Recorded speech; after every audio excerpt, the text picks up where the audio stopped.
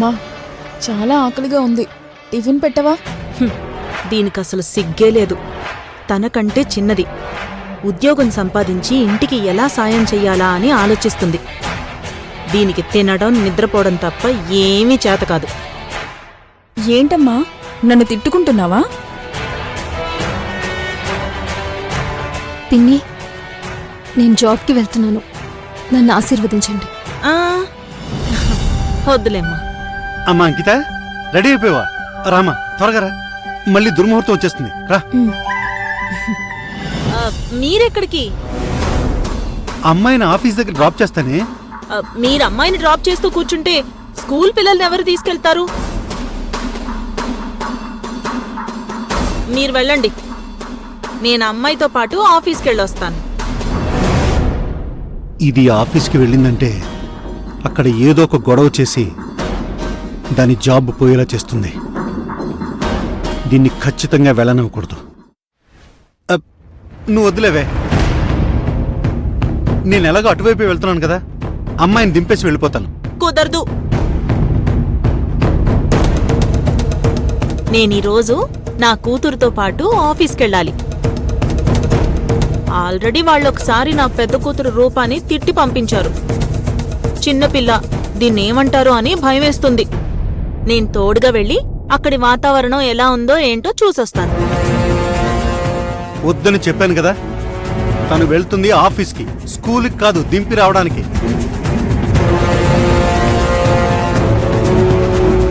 నేను కూడా ఆఫీస్ బయటే దించేసి వచ్చేస్తాను. అలా ఎలా వెళ్ళనిస్తాను? వెళ్తే ఇది అక్కడే సెటిల్ అయిపోతుంది. ఆ ఇంటి వారసురాలిగా నా కూతురుండాలి తప్ప ఇది ఉండకూడదు. నువ్వు రామ్మా, రా. చెప్పాను కదా వీల్లేదని. ఈరోజు అంకితతో పాటు నేను వెళ్లాల్సిందే, లేకపోతే ఇది కూడా వెళ్ళడానికి వీల్లేదు. అసలు నీ ప్లాన్ ఏంటి? దీన్ని ఉద్యోగం చేయనివ్వ నువ్వు? నా ఉద్దేశం మీకే అర్థం కావడం లేదు. అంకిత ఉద్యోగం చేయడం నాకు ఇష్టమే, కానీ అక్కడ దీన్నెవ్వరూ ఏమీ అనకూడదు కదా. ఎవ్వరూ ఏమీ అనర్లే. ఒక్కసారి ఏదో పొరపాటు జరిగిందని అస్తమానం జరుగుతూనే ఉంటుందా?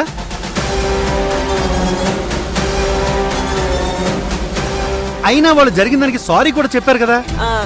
వాళ్ళు మనస్ఫూర్తిగా చెప్పారో దీన్ని పిలిచి అవమానించడానికి చెప్పారో నేను వెళ్ళి చూసొస్తాను. అక్కర్లేదని చెప్తున్నాను కదా. పోన్లే నాన్న, పిన్నికి మా ఆఫీస్ చూడాలని ఉందేమో, రానివ్వు.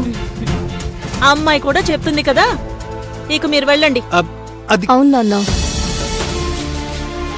మీకు స్కూల్ పిల్లల్ని డ్రాప్ చేసే టైం అయింది కదా, మీరు బయలుదేరండి. సరే, జాగ్రత్త అమ్మా. పదా పిన్ని, వెళ్దాం. నువ్వు పదవే. నాకు వేరే పనుందమ్మా, మీరు వెళ్ళండి. నువ్వు మారవు. నువ్వు రామ్మా, రా.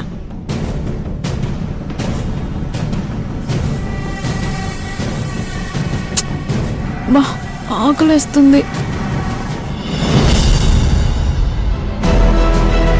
ఈరోజు అత్తయ్య తనని బ్లాక్మెయిల్ చేస్తున్న మనిషికి 2 కోట్లు డబ్బు పంపిస్తుంది. ఎలాగైనా ఆ మనిషిని పట్టుకుని నిజం కక్కించాలి. జరిగిందంతా అమ్మకి చెప్పి తనని రమ్మని అడుగుతాను.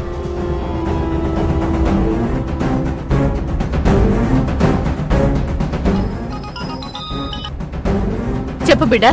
అమ్మా, ఎక్కడున్నావు? ఈరోజు గంగకి పరీక్ష ఉంది కదా, తీసుకెళ్తున్నానమ్మా. అయ్యో, అలాగా? పరీక్షకి వెళ్ళడానికి ఇంకా ఎంత టైం ఉందమ్మా? ఇంకొక గంట టైం ఉంది బిడ్డా. ఎందుకు బిడ్డా, ఎందుకలా అడుగుతున్నావు? అత్తయ్యని బ్లాక్మెయిల్ చేస్తున్న ఆవిడకు ఈరోజు అత్తయ్య డబ్బులు ఇవ్వబోతుంది. ఎలాగైనా ఆమెను పట్టుకుని అత్తయ్య అసలు ఆ డబ్బు ఎందుకు ఇస్తుందో తెలుసుకోవాలి. ఇది ఒక్కసారితో ఆగేలా కనిపించడం లేదు. ఈ విషయంలో ఏదో ఒకటి చేయకపోతే భవిష్యత్తులో అత్తయ్య చాలా ఇబ్బంది పడుతుంది. బిడ్డా, గంగని ఒంటరిగా పరీక్షకి వెళ్ళమని చెప్పి నేను రానా? వద్దమ్మా, నువ్వు గంగని తీసుకుని వెళ్ళు. ఈ ప్రాబ్లంని నేనే సాల్వ్ చేస్తాను. సరే బిడ్డా, నువ్వు జాగ్రత్త.